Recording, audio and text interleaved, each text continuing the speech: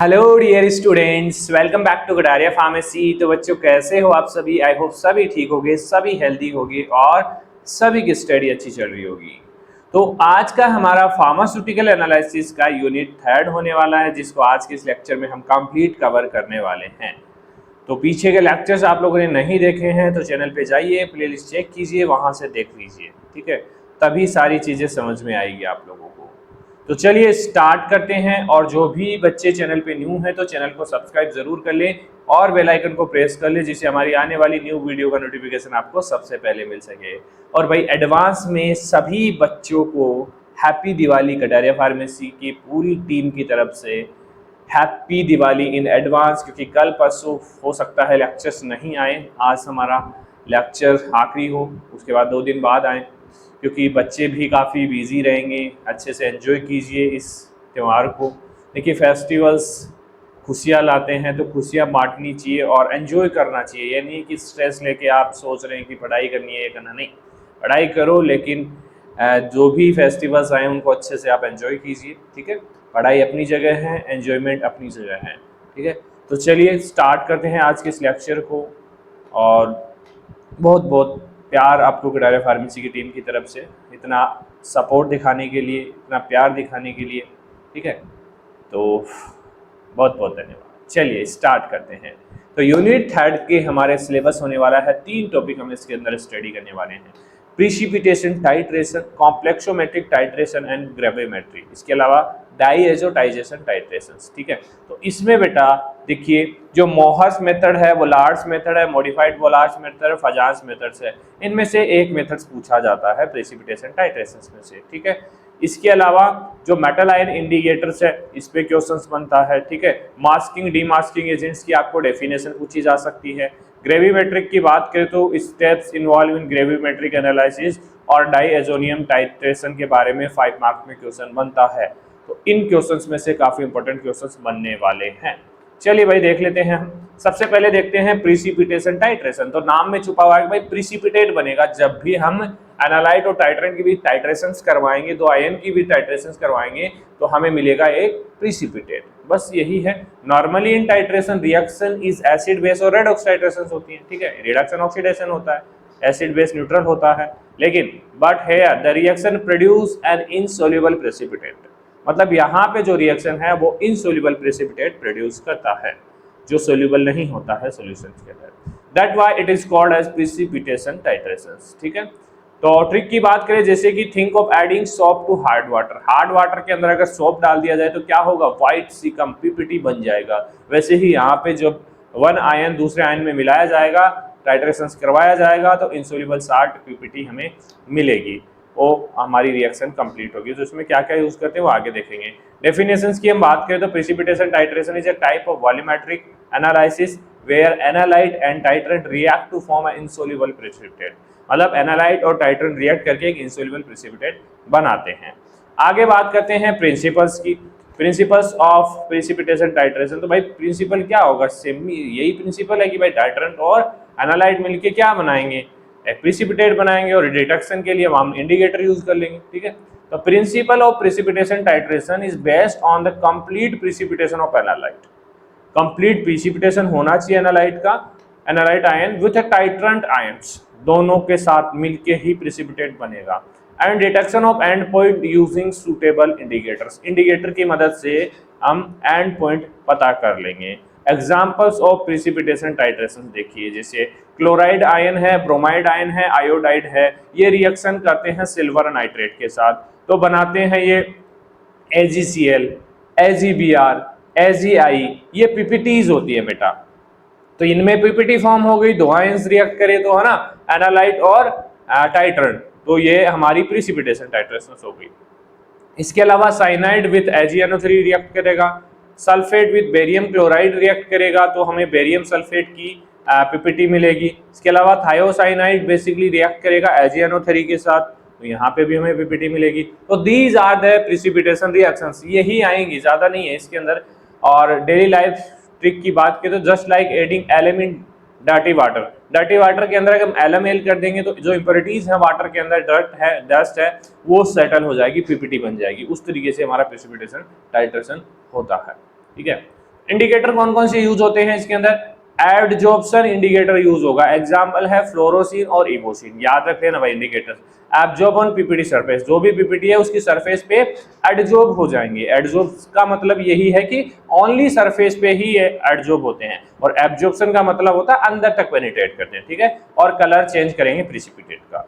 Mohr's method indicator में हमारा potassium chromate use होता है बेसिकली, मतलब मोहर मेथड ही अप्लाई होता है, वो एज ए इंडिकेटर की तरह काम करेगा। उसके अंदर पोटेशियम क्रोमेट जो फॉर्म करेगा red silver chromate at end point, मतलब जो ये पोटेशियम क्रोमेट है इसमें क्रोमेट जो है वो सिल्वर के साथ रिएक्ट करके हमें रेड कलर देगा, तो एक तरीके से इंडिकेटर हो गया। इसके अलावा आता है वोलार्ड मेथड इंडिकेटर। तो वोलार्ड मेथड में फेरिक एलम यूज होता है। फेरिक एलम बेसिकली फॉर्म करेगा ब्लड रेड कलर, रिएक्ट करके थायोसाइनाइड के साथ एक कॉम्प्लेक्स बनाएगा फेरिक थायोसाइनाइड, ठीक है। तो think of indicator as a जज वो give a signal when fight reaction is finish, मतलब जब रिएक्शन फिनिश हो जाती है इंडिकेटर जज की तरह काम करता है और रिजल्ट दे देता है, हाँ भाई ये हमारा रिजल्ट है, ये कलर आ गया है, मतलब इसके अंदर ये चीज प्रेजेंट है, ठीक है। चलिए मेथड्स ऑफ प्रेसिपिटेशन टाइट्रेशन की हम बात करें तो सबसे पहला मेथड है मोहर्स मेथड। तो मोहर्स मेथड में क्या होता है भाई, direct titration of chloride with AgNO3 होगा। तो AgNO3 यूजिंग किसकी प्रेजेंस में, पोटेशियम क्रोमेट एज इंडिकेटर। यहाँ पे अभी देखा हमने पोटेशियम क्रोमेट इंडिकेटर यूज हो रहा है मोहर्स मेथड, ठीक है। तो ये क्या करेगा, पहले Ag आयंस की रिएक्शन होगी क्लोराइड आयन के साथ, तो क्या बनेगा, AgCl की पीपीटी बनेगी, वो पहले बनेगी, बहुत कम बनेगी, ठीक है। उसके बाद जो बचा हुआ Ag+ आयन है वो क्रोमेट के साथ रिएक्ट करेगा, किसके साथ, क्रोमेट के साथ। तो क्या बनाएगा, Ag मतलब सिल्वर डाइक्रोमेट बनाएगा, वो रेड पीपीटी होगी और यहाँ पे हमारा एंड पॉइंट आ जाएगा। तो work only near pH 6.5 to 10 और first come white AgCl, then finally red silver chromate appear at end point. तो these are the Mohr's method. और मोहर्स मेथड में हमने देखा कि potassium dichromate as indicator use होता है, मोहर्स इंडिकेटर भी इसको हम बोलते हैं, ठीक है।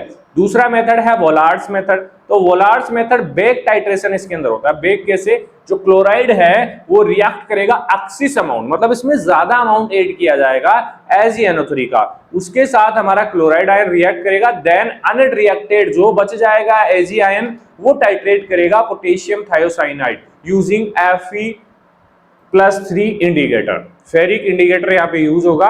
तो देखिए पहले क्लोराइड का पहले अतिरिक्त AgNO3 से टाइट्रेशन कर, शेष जो बच गया है Ag+ का पोटेशियम थायोसाइनाइड और Fe+3 सूचक जो इंडिकेटर है उसके साथ बैक टाइट्रेशन होगा, बचे हुए के साथ होगा, ठीक है। तो सबसे पहले क्या हुआ, क्लोराइड Ag के साथ बना तो क्या बना, AgCl का व्हाइट पीपीटी हमारा बन गया फर्स्ट स्टेप में। सेकंड में जब जो बचा हुआ Ag है वो थायोसाइनाइड के साथ रिएक्ट करके Ag थायोसाइनाइड बनाया, ठीक है। और उसके बाद जो हमारा इंडिकेटर Fe+ आयन, तो हमने देखा था वोलार्ड्स मेथड इंडिकेटर कौन सा था, फेरिक आयन था, Fe+3 वो थायोसाइनाइड के साथ रिएक्ट करके क्या बनाएगा, ferric thiocyanide, blood red and point यहाँ पे हमें मिल जाएगा। देखिए इंपॉर्टेंट है ये दोनों ही method. Like giving extra food मतलब एक्स्ट्रा AgNO3 हम ऐड करेंगे, देन कंटिन्यूइंग लेफ्ट और बैक टाइट्रेशन यहाँ पे होगी, क्योंकि बचा हुआ वापस से रिएक्शन करेगा ना बेटा, ठीक है। चल आगे आता है मॉडिफाइड वोलार्ड मेथड, मतलब भाई वोलार्ड मेथड को ही मॉडिफाई कर दिया है। इसमें क्या होगा, डायरेक्ट टाइट्रेशन हो जाएगी। इसमें पहले ही पता है भाई बैक टाइट्रेशन कराने की जरूरत नहीं है। क्लोराइड रिएक्ट करेगा AgNO3 using KSCN and titrant Fe indicator, ये सारी चीजें पहले यहाँ पे अवेलेबल होगी, तो हमारा ये हो जाएगा। तो shortcut version of Volhard, no back titration, इसको हम बोलते हैं शॉर्टकट वर्जन, ठीक है। चलिए अब आता है फजान्स मेथड। तो फजान्स method direct titration using adsorption indicator. यहाँ पे एडजॉर्प्शन इंडिकेटर यूज करेंगे, जो बेसिकली हमारा प्रिसिपिटेट बनेगा उसकी सरफेस पे एडजॉर्ब हो जाएगा और हमें कलर शो करेगा।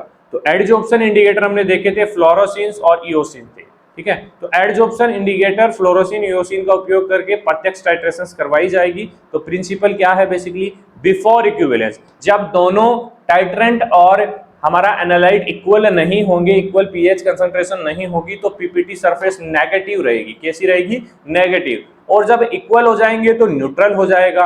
और after equivalence PPT surface positive होगी। अब पीपीटी बन गया है, इक्विवेलेंस हो गया है, उसके बाद जो हमारा पीपीटी रहेगा उसके ऊपर जो डाई है फ्लोरोसिन या इओसिन, वो एडजॉर्ब होगी और कलर हमें चेंज करके देगी। वही इस रिएक्शन का, इस मेथड का एंड पॉइंट होने वाला है। Example, dichlorofluorescein turn green, green में कन्वर्ट होगा pink red at end point. ठीक है, मतलब पहले ग्रीन होता है, जैसे ही ये रिएक्शन कंप्लीट होती है, एंड पॉइंट आता है रिएक्शन का, तो pink red at end point ये बन जाता है। ठीक, indicator act like paint on PPT surface, भाई पीपीटी सरफेस पे पेंट कर देता, हमें दिख जाएगा। व्हाइट पेंट कर देगा, व्हाइट दिखाई देगा, ग्रीन करेगा, ग्रीन दिखाई देगा। ठीक है, चलिए एप्लीकेशंस की बात करें हम, प्रिसिपिटेशन, टाइट्रेशन और एस्टिमेशन ऑफ सोडियम क्लोराइड, तो Mohr's method sodium chloride plus AgNO3 के साथ रिएक्ट करके क्या बनाएगा, AgClPPT, रेड, और एंड पॉइंट हमारा आएगा रेड कलर में, क्योंकि ये पोटेशियम डाइक्रोमेट के साथ रिएक्शन करके हमारा Ag सिल्वर डाइक्रोमेट यहाँ पे बनाएगा। तो ये एंड पॉइंट है, ये हमने पीछे देख लिए हैं, ये बस एप्लीकेशन में हमने लिख दिया यहाँ पे। वोलार्ड्स मेथड में sodium chloride plus AgNO3 react करके AgClPPT बनाएगा। Back titration with KSCN plus Fe3+, तो ये हमारा रिजल्ट होगा। फजांस मेथड की बात करें तो हम NaCl plus AgNO3 with fluorescein, adsorption dye है, colour change at end point, क्योंकि एडजॉर्ब हो जाएगा कलर, जो डाइज है वो एडजॉर्ब हो जाएगी पीपीटी की सरफेस। तो ये 3 मेथड्स हैं, बेसिकली मोहर्स, वोलार्ड्स और फजांस मेथड ही एप्लीकेशन है हमारे प्रेसिपिटेशन टाइट्रेशन के और estimation of chloride, sodium chloride.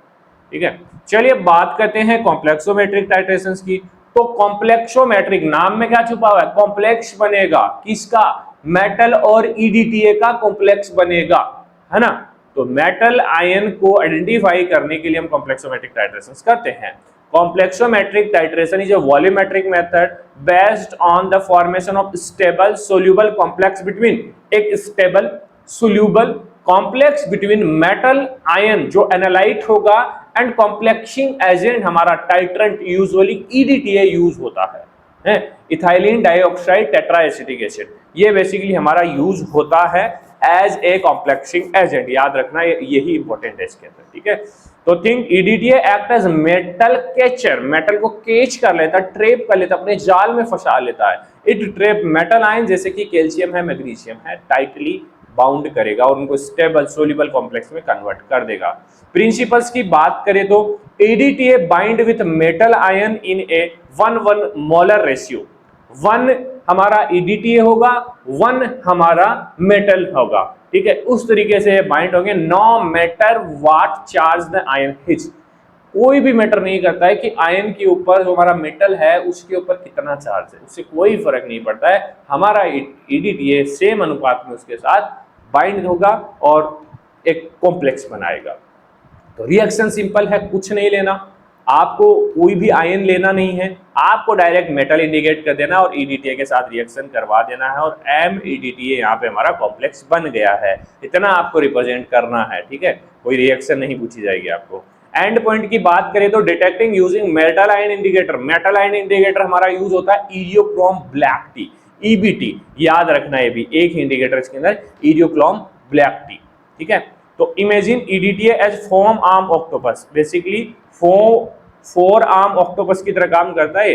Metal के 4 आयन जो होते हैं उनको ग्रैप कर लेता है, व्रैपिंग अराउंड 1 मेटल 1 कॉम्प्लेक्स। ठीक है, चलिए बात करते हैं टाइप ऑफ कॉम्प्लेक्सोमेट्रिक टाइट्रेशन। तो सबसे पहले होता है डायरेक्ट टाइट्रेशन। डायरेक्ट टाइट्रेशन में क्या होगा, direct titration of metal ion solution with EDTA, direct titration हो गया, डायरेक्ट टाइट्रेशन करके हमें मेटल आयन कॉम्प्लेक्स मिल गया और इंडिकेटर हमने यूज कर लिया इरियोक्रोम ब्लैक टी। ठीक है, एस्टिमेशन ऑफ एग्जांपल्स में हमारा कैल्शियम हो गया, मैग्नीशियम हो गया in water, hardness test, water का हार्डनेस टेस्ट करते तो मैग्नीशियम कैल्शियम के EDTA के साथ मिलकर क्या बना देते हैं, मेटल आयन कॉम्प्लेक्स बनाते हैं, स्टेबल सोल्यूबल, जो सोल्यूबल हो जाते हैं। ठीक है, दूसरा आता है बैक टाइट्रेशन। तो बैक टाइट्रेशन में excess EDTA is added to metal ion, इसमें ज्यादा मात्रा में EDTA ऐड किया जाता है। तो unreacted EDTA titrate with standard metal solution. देखिए, एक जो normal fix amount of EDTA है वो तो रिएक्ट कर जाएगा, लेकिन जो ज्यादा अमाउंट हमने ऐड किया है वो रिएक्ट नहीं करेगा, क्योंकि जितना करना था उतना कर गया, 1/1 का रेशियो। जो बच गया है उसको स्टैंडर्ड मेटल सॉल्यूशंस के साथ, जो पहले से ही टाइट्रेटेड है उसके साथ रिएक्ट करवाएंगे। किसके साथ, standard metal solution. When reaction is slow और प्रिसिपिटेट फॉर्म, इसमें रिएक्शन धीरे धीरे स्लो हो जाएगी और प्रिसिपिटेट हमें मिलेगा। यही इस टाइट्रेशन के अंदर रिजल्ट आता है। Example, estimation of magnesium in presence of phosphate, मतलब दो आयन प्रेजेंट है, फॉस्फेट प्रेजेंट, तो उसकी प्रेजेंस में मैग्नीशियम का एस्टिमेशन इस बैक टाइट्रेशन से किया जाता है।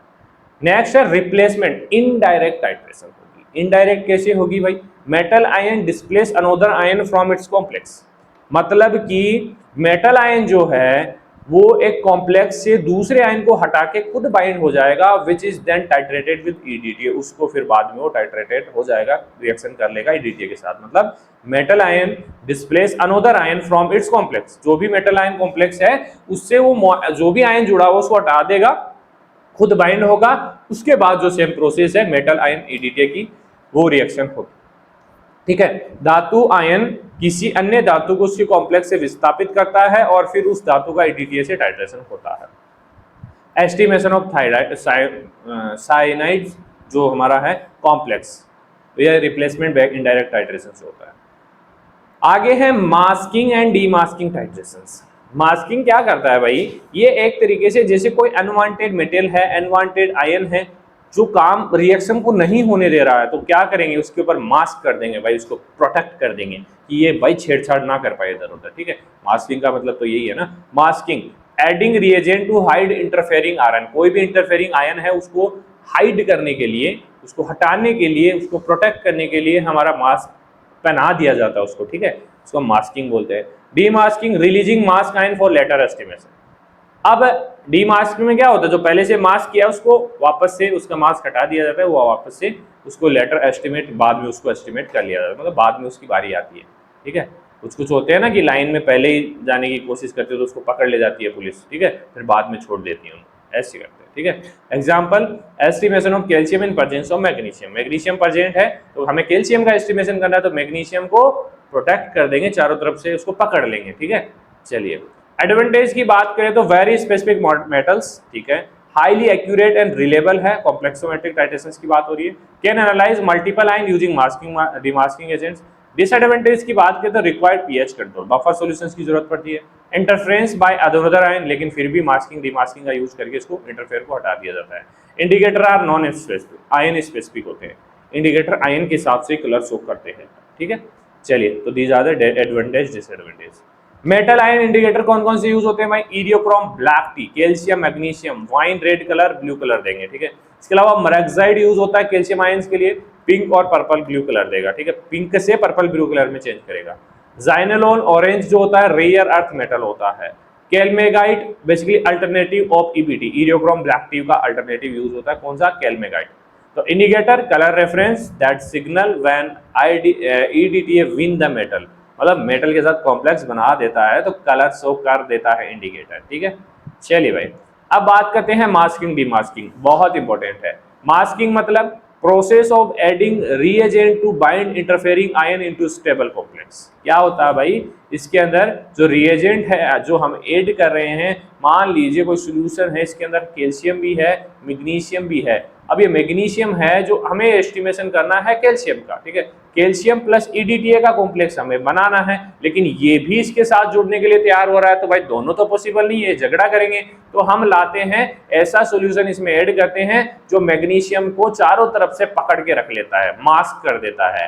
ठीक है, जिससे जो कैल्शियम के साथ ईडीटीए की रिएक्शन हो वो आसानी से हो जाती है। तो बाधक आयनों को स्थायी कॉम्प्लेक्स बनाकर ईडीटीए से प्रतिक्रिया करने से रोकने की प्रक्रिया को हम मास्किंग कहते हैं। ठीक है, एग्जाम्पल जैसे फेरिक मास्क विद फेरस, ठीक है, फॉर्म FeF3 आयन। ठीक है, तो डी मास्किंग की बात करेंगे भाई, बाद में इसको रिलीज कर दिया जाएगा, इसको मुक्त कर दिया जाएगा ये रिएक्शन होने के बाद। ठीक है, process of releasing mask ion so that can now react with EDTA, उसके बाद ये ईडीटीए के साथ रिएक्ट कर लेगा क्योंकि बाद में इंटरफेयर नहीं करेगा। ठीक है, एग्जाम्पल जैसे जिंक आयन है मास्क विद साइनाइड, साइनाइड से मास्क किए जाते हैं, लेटर डीमार्क्स विद फॉर्मेल्डिहाइड, फॉर्मेल्डिहाइड से रिएक्ट करके इसको डीमार्क्स कर दिया जाता है। समझ गए होंगे आप लोग। ठीक है, एस्टिमेशन एग्जांपल जैसे कि एस्टिमेशन ऑफ मैग्नीशियम सल्फेट कैसे करेंगे? Principle magnesium ion form stable complex with EDTA, क्योंकि यहाँ पे मैग्नीशियम आयन है एट pH 10, और इंडिकेटर यहाँ पे हमारा यूज होगा EBT, wine red to blue colour show करेगा कि जैसे ही बाइंड होगा मैग्नीशियम ईडीटीए के साथ, रिएक्शन होगी मैग्नीशियम प्लस EDTA और मैग्नीशियम EDTA कॉम्प्लेक्स, सिंपल है। Estimation of calcium gluconate, principles की बात करें तो calcium form stable complex with EDTA eight pH 12 to 13 और यहाँ पे मरेक्साइड पिंक टू पर्पल कलर हमें मिलने वाला है। रिएक्शन होगी कैल्शियम EDTA और कैल्शियम EDTA कॉम्प्लेक्स, ठीक है। देखिए बेटा, जो बच्चे न्यू हैं चैनल के ऊपर उनको लग रहा होगा कि सर आप जल्दी जल्दी क्यों करवा रहे हो इस लेक्चर को। देखिए बेटा, हम डिटेल में सारे अलग अलग टॉपिक के अलग अलग लेक्चर्स अपलोड कर चुके हैं। प्लेलिस्ट में जाइए, B pharma first semester free lecture के नाम से, उसमें देखिए हम रिवीजन कर रहे हैं अभी। तो रिवीजन उसी तरीके से होगा, जो बच्चा पढ़ के आया है उसका रिवीजन आराम से हो जाएगा, उसको सारी चीजें समझ में आएगी, ठीक है। तो आप भी पढ़ के आइए। ग्रेविमेट्री, ग्रेविमेट्री क्या होता है कि इसमें भी basically it is a quantitative method है भाई। इसमें जब रिएक्शन होगी तो उसमें क्वांटिटी चाहिए हमें, ठीक है। तो डेफिनेशन में क्या है, gravimetry is a quantitative analytical method in which the analyte is convert into a, जो एनालाइट है हमारा जिसको हम आइडेंटिफाई कर रहे हैं, एनालिसिस हम उसका कर रहे हैं, उसको कन्वर्ट करेंगे एक pure stable and easily weighable, easily उसको हम वेट कर सके ऐसे सब्सटेंस में हमें कन्वर्ट करना है। Then weight to determine its amount, उसके बाद उसका वेट किया जाएगा कितना अमाउंट आ रहा है तो उसको हम एनालाइज करेंगे, वही है ग्रेविमेट्रिक एनालिसिस। तो ग्रेविमेट्रिक एक क्वांटिटेटिव एनालिटिकल मेथड है जिसमें हम अज्ञात पदार्थ को एक शुद्ध, स्थायी और आसानी से तोले जाने योग्य रूप में बदलकर उसका वेट किया जाता है और उसी से मात्रा ज्ञात की जाती है, ठीक है। जैसे कि ऐसे है, जैसे चाय में चीनी की सही मात्रा जानने के लिए हमें क्या करना चाहिए, क्या करेंगे, सारी चाय को हम सुखा देंगे, ठीक है। उसके बाद केवल चीनी को अलग कर लेंगे और उसका वजन कर लेंगे, तो पता लग जाएगा भाई चाय के अंदर कितनी चीनी है। ऐसे तो लिक्विड में तो हमें पता नहीं लगेगा ना, पहले उसको सुखाएंगे, तो यहाँ पे भी प्रिसिपिटेट बनेगा, फिर उसको सुखाएंगे और उसको वेट करेंगे, ठीक है। ये है ग्रेविमेट्री। तो प्रिंसिपल्स ऑफ ग्रेविमेट्री की बात करें तो gravimetry work on the law of conversion of mass. इसमें क्या होता है, मास कन्वर्ज होता है, कन्वर्जन ऑफ मास पे ये काम करता है। The mass of an element remain constant in compound, compound के अंदर तो जो एलिमेंट है उसका मास कांस्टेंट होता है, कोई चेंजेस नहीं होता है। द एनालाइट इज प्रिसिपिटेट, उसके बाद जो एनालाइट है हमारा टाइट्रेंट के साथ टाइट्रेशन करवाएंगे तो प्रिसिपिटेट उसका बन जाएगा, पीपीटी बन जाएगा। उसको हम फिल्टर कर लेंगे, ड्राई करेंगे, इग्नाइट करेंगे और उसके बाद उसका वेट करेंगे। Then stoichiometric relation and use to calculate its quantity, मतलब स्टियोकाइमेट्रिक रिलेशन का यूज करके उसकी क्वांटिटी हम कैलकुलेट कर देंगे कि भाई कितना वेट इसका आया है, ठीक है।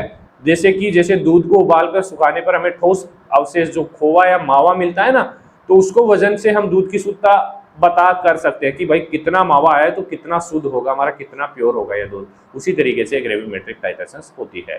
स्टेप्स की बात करें तो सबसे पहले प्रिसिपिटेशन होगा, एनालाइट टाइट्रन की रिएक्शन होगी तो analyte convert into insoluble complex, जैसे कि बेरियम आयन है सल्फेट के साथ रिएक्ट करके बेरियम सल्फेट पीपीटी बना लिया, ठीक है। ये पीपीटी हमारी बन गई है। उसके बाद क्या करेंगे, डाइजेशन करेंगे। इसका डाइजेशन मतलब heating to make particle larger and pure, इसको हीट किया जाएगा थोड़ा बहुत जिससे पार्टिकल थोड़े बड़े हो जाएं और प्योर हो जाएं, ठीक है। उसके बाद उसको फिल्टर किया जाएगा और वॉश किया जाएगा, धोया जाएगा और फिल्टर किया जाएगा, जिससे सेपरेट कर लेंगे पीपीटी को, रिमूव हो जाएंगी उससे इम्प्योरिटीज, ठीक है, क्योंकि हमें एक्यूरेट रिजल्ट चाहिए। उसके बाद उसको ड्राई करेंगे, इग्निशन उसका करेंगे dry in oven and furnace and constant weight उसका किया जाएगा। वेट मतलब फाइनल मास जो है कितना आया, 10 kg 20 kg जो भी है, उसके बाद उसको कैलकुलेट किया जाएगा from PPT mass. Analyte amount by stoichiometry के साथ उसका जो अमाउंट है वो कैलकुलेट की। तो these are the steps in gravimetric analysis. ये आपको जब ग्रेविमेट्री पूछा जाएगा तो उसमें लिखना है, ठीक है। चलिए क्या क्या रिक्वायरमेंट्स है, requirements of gravimetric precipitation, precipitate must be pure होना चाहिए, स्टेबल होना चाहिए, इजीली फिल्टरेबल, इजीली उसको फिल्टर कर सके, लो सोल्यूबल होना चाहिए, अगर सोल्यूबल हो जाएगा तो फिर वापस से उसको प्रिसिपिटेट करना पड़ेगा, सोल्यूबल नहीं होना चाहिए, एंड नॉन कंपोजिशन, और कंपोजिशन पता होना चाहिए भाई किस चीज का प्रिसिपिटेट ये बना है। टाइप ऑफ ग्रेविमेट्रिक टाइट्रेशन की हम बात करें तो ग्रेविमेट्रिक प्रिसिपिटेशन है जैसे कि chloride ion estimate as AgCl precipitate, gravimetric volatilisation है इसके अंदर वाटर कंटेंट बाय हीटिंग, ठीक है, उसको रिमूव किया जाता है। इलेक्ट्रोग्रेविमेट्री की बात करें तो metal deposit on electrode weight, electrode जैसे इलेक्ट्रोड्स लगाए जाते हैं तो धीरे धीरे जो मेटल है उसके ऊपर जमा हो जाता है, फिर उसका वेट किया जाता है। तो ये हमने पढ़े हुए हैं सारी चीजें, ठीक है। चलिए अब बात करें एडवांटेज की, तो very accurate, no indicator need और बेस्ड ऑन वेइंग, इसमें इंडिकेटर की जरूरत नहीं पड़ती है। टाइम कंज्यूमिंग है थोड़ा, require pure stable PPT, error in washing और ड्राइंग पॉसिबल, एरर हो सकते हैं, ये लिमिटेशंस है। Purity of precipitate and cause of impurities, देखिए एडजॉर्प्शन, जैसे कि surface ion stick to PPT, ions PPT पे स्टिक हो जाए, चिपक जाए, तो ये एक तरीके से इम्प्योर कर सकता है। को प्रिसिपिटेशन हो जाए, other salt carry with PPT, PPT के साथ अलग साल्ट आ जाए, ठीक है। Post precipitation, unwanted PPT form later, बाद में कुछ अनवांटेड उसमें अंदर हो जाए, कंटामिनेशन हो जाए। Occlusion, foreign ion trap inside PPT, PPT के अंदर बाहर के फॉरिजन आयंस भी प्रेजेंट हो, तो ये कुछ प्योरिटी ऑफ प्रिसिपिटेस या कोज ऑफ इम्प्योरिटीज हो सकते हैं पीपीटी के अंदर, ठीक है। इनको ध्यान में रखा जाता है, ग्रेविमेट्रिक एनालिसिस सब करते हैं। प्यूरिफिकेशन मेथड्स यूज होते हैं, सबसे पहले डाइजेशन, जिसके अंदर पीपीटी को हीट किया जाता है, प्योर बिगर क्रिस्टल हमें मिलते हैं। उसके बाद वाश किया जाता है, रिमूव सोल्यूबल इम्प्योरिटीज हो जाती है। उसके बाद दोबारा से प्रिसिपिटेट किया जाता है, डिजोल्व और पीपीटी अगेन, पहले डिजोल्व किया जाएगा, उसके बाद पीपीटी उसकी बनाई जाएगी, ठीक है। तो और भी कोई अनवांटेड आयंस है वो निकल जाएंगे। कंट्रोल किया जाएगा कंडीशन, जैसे डाइल्यूशन कैसे करना है, स्लो एडिशन और स्टीरिंग, ठीक है, इनको कंट्रोल में रख के प्यूरिफिकेशन किया जा सकता है। चलिए एस्टिमेशन ऑफ बेरियम सल्फेट की हम बात करें तो कैसे एस्टिमेट कर सकते हैं ग्रेविमेट्रिक एनालिसिस का यूज करके। तो barium ion are precipitate as barium sulphate using H2SO4 के साथ रिएक्ट करके। तो जो बेरियम सल्फेट पीपीटी है प्योर है, स्टेबल है, इंसोल्युबल और सूटेबल है फॉर वेइंग, ठीक है। ये रिएक्शन इसके अंदर होगी, बेरियम क्लोराइड प्लस H2SO4 और बेरियम सल्फेट हमें पीपीटी मिलेगी और 2HCl निकल जाएगा। उसके बाद क्या करेंगे, प्रिपेयर करेंगे बेरियम क्लोराइड सोल्यूशन, सॉरी ये स्टेप्स है। तो सबसे पहले बेरियम क्लोराइड सॉल्यूशन इस प्रिपेयर किया, उसके अंदर ऐड किया डाइल्यूट H2SO4, पीपीटी बनी बेरियम सल्फेट। उसके बाद उसको डाइजेस्ट किया, फिल्टर किया, वॉश किया और ड्राई किया, इग्नाइट टू कांस्टेंट वेट, और उसके बाद वे किया और कैलकुलेट किया बेरियम सल्फेट कंटेंट। कैलकुलेशन की बात करें तो 233 ग्राम बेरियम सल्फेट हमें मिला और 137 ग्राम बेरियम इसके अंदर प्रेजेंट है। Amount of barium 137/233 into weight of barium sulphate, ऐसे हमारा यहाँ पे निकल के आ जाएगा। तो इस तरीके से एस्टिमेशन इसका हम करते हैं। लास्ट है हमारा डाईएजोटाइजेशन टाइट्रेशन। ये क्या होती है भाई, diazotization titration is a volumetric method, ये भी वॉल्यूमेट्रिक मेथड ही होता है, use for the estimation of primary aromatic amine. इसके अंदर बेसिकली जो डाईएजोटाइजेशन टाइट्रेशंस होती हैं वो हमारे प्राइमरी एरोमेटिक एमीन्स को एस्टिमेट करने के लिए ही यूज होती है, किसी मेटल आयन किसी और आयन के लिए यूज नहीं होता है, ठीक है। तो where the amine react with sodium nitrite in acidic medium at low temperature, जब हम हमारा डाइएजोनियम साल्ट कब फॉर्म होता है, जब एमीन सोडियम डाइनाइट्रेट के साथ रिएक्ट करता है इन एसिडिक मीडियम और टेम्परेचर इसका होता है 0.0 से 5 डिग्री सेल्सियस, जब जाके हमारा बनता है डाइएजोनियम साल्ट। मतलब कि हमें एमीन्स का पता लगाना है तो सोडियम नाइट्रेट की तो जरूरत पड़ेगी, ठीक है, उसके बिना हम पता नहीं लगा सकते क्योंकि ये डाइएजोनियम साल्ट नहीं फॉर्म होगा, ठीक है। जैसे कि यह वैसा है जैसे दूध को फ्रिज में रखना जरूरी है ताकि वह खराब ना हो, वैसे ही डाइएजोटाइट्रेशन में कम तापमान जरूरी है, वरना नमक डाइएजोनियम साल्ट टूट सकता है और इसमें रिएक्शन होगी एमीन की सोडियम नाइट्रेट की साथ इन एसिडिक मीडियम और एट लो टेम्परेचर, ठीक है। ये डेफिनेशन बहुत इंपॉर्टेंट है, पूछी जा सकती है। प्रिंसिपल्स की बात करें तो aromatic primary amine react with sodium nitrite, sodium nitrite plus acidic at मतलब एसिडिक मीडियम होगा और 0 to 5 डिग्री सेल्सियस हमारा टेम्परेचर होगा और डाइएजोनियम साल्ट। ये लाइन याद रह गई तो बस डाइएजोटाइजेशन टाइट्रेशन हमें याद होगी, ठीक है। And point detect when axis nitrous acid react with indicator, मतलब जो ज्यादा अमाउंट ऑफ सोडियम नाइट्रेट है वो रिएक्ट कर लेगा इंडिकेटर के साथ, तब हमें पता लग जाएगा कि भाई हमारा कंप्लीट जो एमीन है वो रिएक्ट कर चुका है, जो बचा हुआ सोडियम नाइट्रेट है वो हमारा इंडिकेटर के साथ रिएक्ट कर गया। जैसे स्टार्च आयोडाइड पेपर में ये इंडिकेटर के रूप में काम करते हैं तो इसका कलर ब्लू हो जाएगा, ठीक है। Aromatic primary amine sodium nitrite और एमल के साथ 0 से 5 डिग्री सेल्सियस पर अभिक्रिया करते हैं और डाइएजोनियम लवण बनाते हैं। एंड पॉइंट अतिरिक्त नाइट्रिक अम्ल इंडिकेटर से अभिक्रिया करता है, जैसे स्टार्च आयोडाइड पेपर नीले कलर का हो जाता है। तो यहाँ पे देखिए एरोमेटिक एमीन ये रिएक्शन है, नाइट्रेट के साथ रिएक्ट करेंगे HCl की प्रेजेंस में, एसिड है हमारा और टेम्परेचर यहाँ पे 0 to 5 डिग्री होगा तो हमारा बनेगा एरोमेटिक नाइट्रोजन, मतलब ये है हमारा डाइएजोनियम साल्ट और क्लोराइड निकल गया और H2O, ये क्लोराइड माइनस यहाँ पे ऊपर आएगा, ठीक है। ये रिएक्शन यहाँ पे होगी। रिक्वायरमेंट्स की बात करें तो टाइट्रन चाहिए, टाइट्रन हमारा सोडियम नाइट्रेट होगा, स्टैंडर्ड सॉल्यूशन के रूप में यूज होगा। एनालाइट हमारा एरोमेटिक प्राइमरी एमीन होगा, जैसे सल्फानिलिक ड्रग्स है, सल्फा ड्रग्स है, एनिलीन है, ठीक है, सल्फानिलिक एसिड है, तो इन ये एनालाइट होंगे। इनमें से हमें पता करना है कि भाई इसमें प्राइमरी एरोमेटिक एमीन प्रेजेंट है या नहीं, ठीक है। तो मीडियम हमारा डाइल्यूट HCl और H2SO4 यहाँ पे यूज होगा, एसिडिक मीडियम हमें चाहिए, ठीक है। टेम्परेचर यहाँ पे 0 to 5 डिग्री सेल्सियस होगा, जिसे diazonium salt unstable at high temperature. Indicators की बात करें तो स्टार्ट आयोडाइड पेपर जो ब्लू कलर करेगा एट एंड पॉइंट, और some time methyl orange use होता है, ठीक है। जैसे आइसक्रीम ठंडी जगह पर ठोस रहती है, वैसे डायज़ोनियम नमक केवल 0 to 5 डिग्री सेल्सियस पे ही स्थिर रहते हैं। मुझे नहीं लगता कि ये ज़्यादा हार्ड है, आपको आराम से याद हो जाएगा। प्रोसीजर्स की हम बात करें तो सबसे पहले ड्रग डिजोल, जैसे जो हमारा ड्रग है एमीन है वो डिजोल होगा इन डाइल्यूट HCl। उसके बाद कूल करेंगे सॉल्यूशन को in ice bath 0 to 5 degree Celsius. उसके बाद टाइट्रेट विद स्टैंडर्ड NaNO3 के साथ उसको टाइट्रेट किया जाएगा। Amine react to form diazonium salt हमारा बन जाएगा ArN2, ठीक है। Blue colour on starch iodide paper due to excess HNO3, ठीक है। बहुत इजी प्रोसीजर है बेटा, ठीक है। एप्लीकेशंस की बात करें तो एस्टिमेशन ऑफ सल्फोनामाइड्स, ठीक है, एग्जांपल जैसे सल्फोनामाइड्स है। एस्टिमेशन ऑफ एलिनिन और इट्स डेरिवेटिव, जैसे कि assay of sulpha sulphadiazine है, सल्फाथायाजोल है, सल्फापायरिडीन है, ठीक है। Determination of aromatic amine in pharma analysis, these are the application of diazotization titrations. Precautions क्या रखना है भाई, मेंटेन रखना है temperature 0 to 5 degree Celsius, prevent decomposition.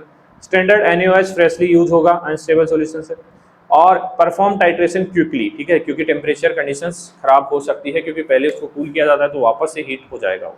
Protect from light से प्रोटेक्ट करना है। एडवांटेज की बात करें तो सिंपल है, एक्यूरेट है, selective for aromatic primary एमिन्स, widely use for sulphur drugs, ठीक है। लिमिटेशंस की बात करें तो not applicable for aliphatic drug, unstable diazonium form होगा। स्ट्रिक्ट टेम्परेचर कंट्रोल रिक्वायर, और NaNO2 सॉल्यूशन अनस्टेबल तो मस्ट बी स्टैंडर्डाइज फ्रेशली, पहले उसको स्टैंडर्डाइज करना है, क्योंकि ये हमारा सेकेंडरी सॉल्यूशंस होते हैं, ठीक है। चलिए, तो ये हमारा यूनिट 3 कंप्लीट हो चुका है। तो अब नेक्स्ट लेक्चर में हम देखेंगे यूनिट 4। तो आई होप आप सभी को लेक्चर्स अच्छे लग रहे हैं। तो और नोट्स वगैरह परचेज नहीं किए आप लोगों ने, कटारिया फार्मेसी ऐप डाउनलोड कर लीजिए, अफोर्डेबल प्राइस में आपको सारी चीज़ें मिल जाएंगी। कोई भी डाउट हो, किसी भी तरीके का डाउट हो, आप इस नंबर पे बेझिझक कांटेक्ट कर सकते हैं, आपको 100% सपोर्ट मिलेगा। चलिए मिलते हैं नेक्स्ट लेक्चर में, धन्यवाद।